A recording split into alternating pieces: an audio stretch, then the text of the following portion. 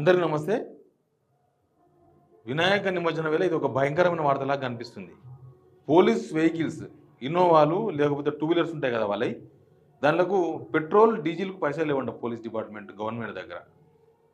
ఒక దగ్గర గోదావరిఖనిలో ఏకంగా పెట్రోల్ బంకులు యజమానులు అసోసియేషన్ ఒక ప్రెస్ నోట్ విడుదల చేసింది. మేము ఇంకా ఉద్దెరయ్యము పోలీసు వాళ్ళ వెహికల్స్‌కి. మాకు 2 మంత్స్‌కెళ్ళి దాదాపు ₹2,00,00,000 రావాలి పోలీస్ డిపార్ట్‌మెంట్ నుంచి. అంతా ఉద్దెర ఒప్పించుకొని తర్వాత ఇస్తారు. మాకు పేమెంట్ ఇయ్యాలి ఇప్పటి వరకు. కాబట్టి మేము పొయ్యము అని. ఇది ఒక గోదావరిఖనిలోనే కాదు. కరీంనగర్ కమిషనరేట్ కావచ్చు, ఇతర కామారెడ్డి ఏరియాలో చాలా ఏరియాలో పెట్రోల్ బంకులకు పోలీస్ డిపార్ట్‌మెంట్ పోసుకున్న డీజిల్‌కు, పెట్రోల్‌కు డబ్బులు ఇస్తలేదంట గవర్నమెంట్. మరి ఇంత దారుణంగా తయారైందా రాష్ట్రం? లేకపోతే ఎందుకు అనుకుంటుందా? హోంమంత్రి లేడు, ఓకే. హోంమంత్రి లేకపోయినా ప్రభుత్వ యంత్రాంగం పనిచేయాలి కదా. ప్రభుత్వం ఉన్నా లేకపోయినా యంత్రాంగం పనిచేస్తూనే ఉండాలి.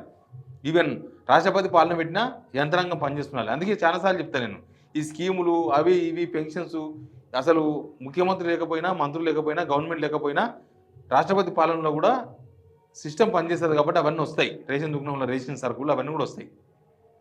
మరి ఇప్పుడు ఇంత గవర్నమెంట్ పెట్టుకొని ఒక హోంమంత్రి లేకపోవచ్చు, కానీ హోమ్ మినిస్టర్ రేవంత్ రెడ్డి గారు కదా, సీఎంఏ కదా. ఎందుకు పోలీసు వాహనాలకు ఎందుకు డబ్బులు చెల్లిస్తలేదు ప్రభుత్వం? లాస్ట్ వాళ్ళు ఇచ్చిన ప్రెస్ నోటు లేకపోతే వాళ్ళు ఇచ్చిన వివరాలు చూస్తే చాలా దారుణంగా ఉన్నది. వాళ్ళు వీళ్ళకు ఒక్కొక్క కారుకు 50 లీటర్ల డీజిల్, బండ్లకైతే 100 లీటర్ల పెట్రోల్ సంథింగ్ ఏదో ఇస్తారంట. దీనిలో సగానికి సగం వీళ్ళు మీటింగ్లు అటెండ్ కానికే, ఎస్ఐలు ఆ పైన ఉన్న వాళ్ళు మీటింగ్లు అటెండ్ కానికే ఐఆర్ ఆఫీసర్స్తోన ఈ పొలిటీషియన్స్ ఏమో తిరుగుతారు చూడు. పొలిటికల్ మంత్రి వచ్చిందంటే ఎస్కాట్ పోతూనే ఉండాలి. ఇంకో ఎమ్మెల్యే పోతున్నాడంటే ఎమ్మెల్యే ఎమ్మడి ఉరితూనే ఉండాలి పోలీసులు.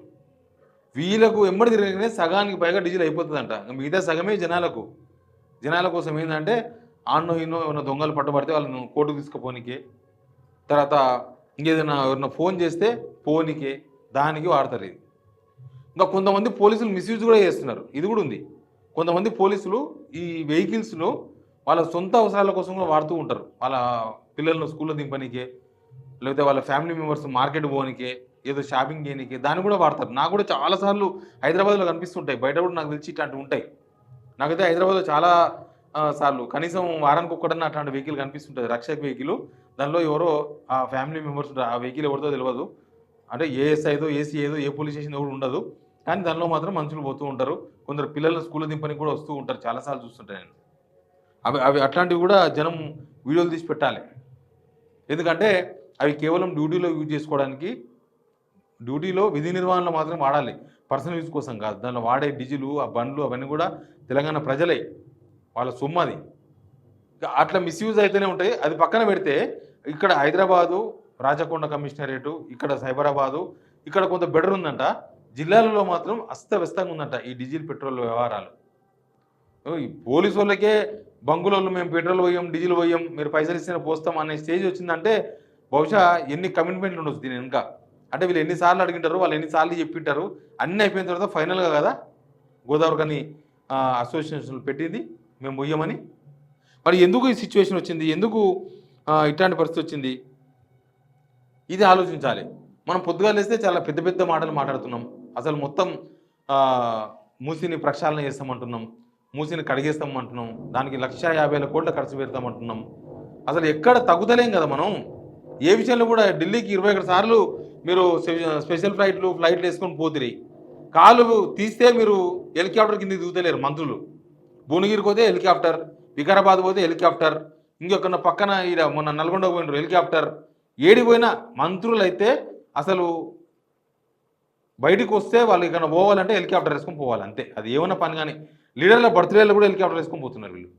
వికారాబాద్ తాండూరు ఎమ్మెల్యే మనోహర్ రెడ్డి బర్త్డేకు ఇక్కడ నుంచి 2 మంత్రులు వాళ్ళందరూ హెలికాప్టర్ వేసుకొని పోయినారు తాండూరు. అది పరిస్థితి. మరి అట్లాంటి గడ్డు పరిస్థితులు ఉంటే రాష్ట్రం ఆర్థిక పరిస్థితి దివాలా తీసిందా, ఏమవుతుంది అసలు? పెట్రోల్ వెహికల్స్కే డబ్బులు లేవంటే మరి చాలా దారుణమైన పరిస్థితిలో మనం ఉన్నట్టు. మన ఏమంటారు, మన స్టేట్ గవర్నమెంట్ అకౌంట్ ఉంటుంది కదా, ఖజానా మొత్తం కాలిపోయినట్టుగానే భావించాలి. మరి ఎక్కడ పోయిన డబ్బులన్నీ కూడా మనం స్కీమ్స్ ఏమి అమలు చేయలేదు, 6 గ్యారెంటీలు అమలు చేయలేదు, ఎవ్వరి జేబులో ఒక రూపాయి రాలేదు. ఆ రుణమాఫీ సగం సగం చేసినాం, సగం కూడా కాలేదు, ఇంకా సగానికి సగం చేసినాం. మరి కొత్త ప్రభుత్వాలు వచ్చి కొత్తగా ఎవరికి ఉద్యోగాలు జీతాలు ఇవ్వలేదు, కొత్తగా ఏం అవుట్సోర్సింగ్ ఉద్యోగాలు ఏమి ఇవ్వలేదు, ఏమి కాలేదు. మరి పెట్రోల్ బండ్లకు, పోలీసుల బండ్లకు కూడా పెట్రోల్ డీజిల్ లేని సిచ్యువేషన్కు రాష్ట్రం ఎందుకు దిగజారింది అనేది చాలా ఇంపార్టెంట్ పాయింట్. నాకు ఈ వార్త చూసిన తర్వాత చాలా దారుణం అనిపించింది. అసలు ఇంత దారుణమైన సిచ్యువేషన్ ఉందా తెలంగాణ? ఎందుకు ఈ పరిస్థితి వచ్చింది? ఎందుకు ఉంది? ఎక్కడెక్కడ ఉందో తెలుసా ఈ ఇబ్బంది? కరీంనగర్లో ఇట్లాంటి పరిస్థితి ఉందట, కామారెడ్డిలో ఉందంట, నిజామాబాదు, రామగుండము, సిరిసిల్ల, జగిత్యాల ఈ ప్రాంతాల్లో ఇట్లాంటి ఇబ్బందికరమైన పరిస్థితులు ఉన్నాయంట. కరీంనగర్ కమిషనరేట్ పరిధిలోనే 1 కోటి వరకు పెట్రోల్ డీజిల్ బిల్లులు పెండింగ్లో ఉన్నాయంట కరీంనగర్ కమిషనరేట్ల. తర్వాత రామగుండం కమిషనరేట్ల 8 నెలలుగా ఇంధన బిల్లులు ఇస్తలేరంట. 8 నెలలు అంట. 8 నెలలు అంటే ఆల్మోస్ట్ వీళ్ళ గవర్నమెంట్ వచ్చినప్పటి నుంచి ఈ పెట్రోల్ డీజిల్కు, పోలీసుల బండ్లకు డబ్బులు ఇస్తలేరంట. దాదాపు 2 కోట్ల రూపాయలు పెండింగ్లో ఉన్నదంట. ఇక పోలీసు యూనిట్లో ఉండే పిఎస్లో ఉండే వాహనాలు దాన్ని బట్టి ఇస్తారంట వీళ్ళు. మరి ఏమవుతుంది, ఏం కదా జనం ఆలోచించాలి. ఇంత దరిద్రమైన పరిస్థితుల్లో తెలంగాణ ఉందా? ఇంత గడ్డు పరిస్థితుల్లో ఉందా? పోలీస్ వెహికల్స్కే లేకపోతే శాంతి భద్రతలు ఇట్లా కంట్రోల్ అవుతాయి? శాంతి భద్రతలు కంట్రోల్ ఉన్నాయా? మొన్న పున్నబ్రహ్మ గారు అంటున్నారు, ఏం తెలంగాణలో మడ్డలు జరుగుతున్నాయా, మానభంగాలు జరుగుతున్నాయని. సార్ మీరు అప్పుడప్పుడు చూడండి, టీవీలో అవో ఇవో చూడండి, తెలుస్తుంది. ఎంతసేపటికి పూరా వచ్చాయా అంటే కింద చూస్తే అంత లుచ్చాయా అన్నటువంటి పరిస్థితి. మీకు పైన మంత్రిలో ఉన్నారు, పొద్దుగాలేసి ఏసీ కార్లో పెద్ద పెద్ద కార్లు తిరుగుతూ ఉంటారు, మీకేం కనబడదు. కానీ కింద జరిగే వ్యవహారాలు, శాంతి భద్రతలు ఏమవుతున్నాయి? ఒక జూన్లో 26 మర్డర్లు జరిగినాయి తెలంగాణలో. నిన్న 2 ఎప్పుడు సోమవారం రోజు 2 అత్యాచారాలు హైదరాబాద్లో బయట జరుగుతున్నాయి. ఏమేమో అవుతున్నది. ఇక పోలీసు వాళ్ళని కూడా పోలీసు వాళ్ళకు కూడా పెట్రోల్ డీజిల్ ఇవ్వకపోతే మనం ఎట్లా హిమాచల్ ప్రదేశ్ ఆ కేటగిరీలోకి పోయినట్టు మెల్లగా మనం ఇట్లా శ్రీలంక పోతున్నామేమో అనిపిస్తుంది. ఈ పరిస్థితులు చూస్తుంటే శ్రీలంకతో పోటీ పడతామేమో, రేపు ఇదే అవుతుందేమో అనిపిస్తుంది. చూసుకోండి ఒకసారి.